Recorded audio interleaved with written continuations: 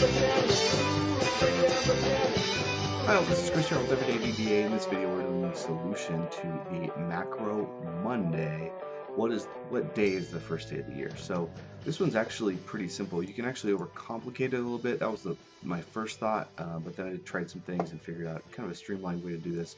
I've already got my Visual Basic Editor open. That's an Alt F11. I'm going to open a module. I'm going to call this sub first day. All right.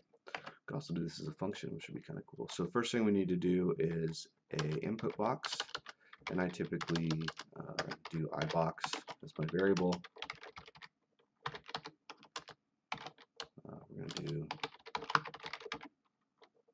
Application.InputBox, and we're going to go enter the year, and we're going to do type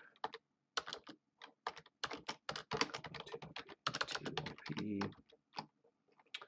and I'm going to look to see what the type is real quick.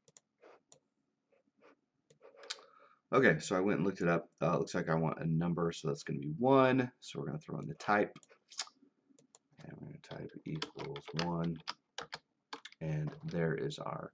That's going to basically, we're going to enter the year, so we're going to enter 2017, whatever we want. So now what we need to do is we need to turn that into a date. So we're going to declare a date, dim dt as date, and we're going to go dte is equal to 1 dash 1 dash and ibox. And now we're basically forcing a string into a date. So I need to actually just check to see if this will actually work, because it's very possible we'll have to do something different. Hit OK, and we're going to go like that. And it does look like that actually, when you pass in a string like that with the correct date setup, it will actually convert that. So now it's actually really easy. So we just do MsgBox, and then I'm not going to do anything. The year, and then we're going to concat some stuff. The year and ibox